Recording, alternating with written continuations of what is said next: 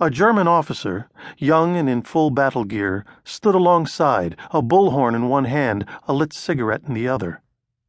He raised the bullhorn to his lips, staring out with crystal blue eyes at the alarmed faces, young and old. "You must leave now," he commanded, his voice echoing through the funnel of the horn. "Take no possessions, take no food. This is no longer your home, and this is no longer your property. Naples is now under our rule. There is always a price to be paid for betrayal.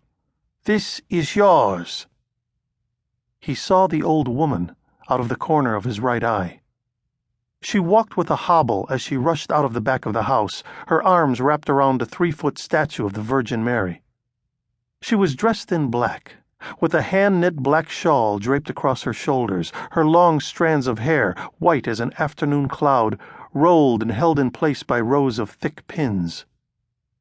The war had cost her all she had once called her own, a husband she loved, sons and daughters who doted on her, grandchildren she cuddled in her arms, singing them to sleep in the silence of the Neapolitan night. Her home, where she was born, the place where she had made a life for herself and her husband, was now in enemy hands. All she had left was the statue that had been in her family for 3 generations. Gianna Mazzella, 78 years old, riddled with the pains of advancing age and the weight of a broken heart, would rather be found dead than let it fall into someone else's hands. So she ran with her head down and her lips pursed against the sculptured edges of the statue, murmuring words of prayer as she moved over strips of parched land in search of safety. Her old heart was beating hard and fast, heavy patches of sweat forming on her back and chest, rivulets of perspiration running down the sides of her olive-skinned face. "Madonna mia, fammi arriva in tempo," the old woman mumbled into the cool marble, her arms gripping the statue as if it were a life-preserver. "Ti prego, fammi arrivare." The German officer turned to his left, looking down at an infantryman with his rifle at his side. The officer nodded, and the soldier dropped to one knee and brought his rifle up against the base of his shoulder. His right eye squinted shut, his left searched for the old woman in his scope. "Do you have her in range?" the officer asked. "Yes, sir," the soldier answered, without a shift in position. "I can graze her in the arm or leg. That will bring her to a stop." "We are not here to waste bullets," the officer said. "Nor are we here to stop escaping prisoners. We are here to kill them." The soldier closed both eyes for a brief moment and rubbed the fingers of his hands together, looking to free them of sweat.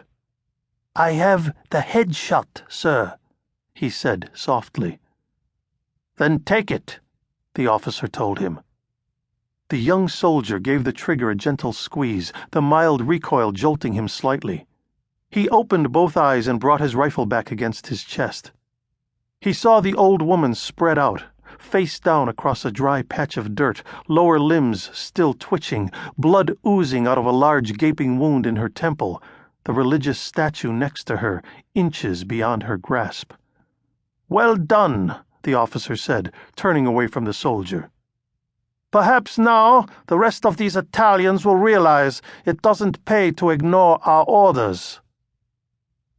The boy's name was Vincenzo Scolardi, and he ran down the narrow streets, dodging cracks in the pavement and shattered stones, an early morning mist resting like a large quilt over the length of the city. He had a round, brown-crusted loaf of bread jammed under one arm, and a string of rosary beads wrapped around the fingers of his left hand. He kept his head down, his thin-soled shoes landing softly on small puddles of brown water and hard edges of broken glass. The boy was tall for 16, with rich, curly brown hair, olive eyes, and a casual manner. He had been both a gifted student and a superb soccer player prior to the eruption of the war. But neither school nor sports were what inspired the boy now. He lived for a life in the military, eager to carry on a family tradition begun by his great-grandfather Giovanni, who held high the banner of a unified Naples, fighting alongside the legendary Giuseppe Garibaldi during his march into the city on September 7, 1860.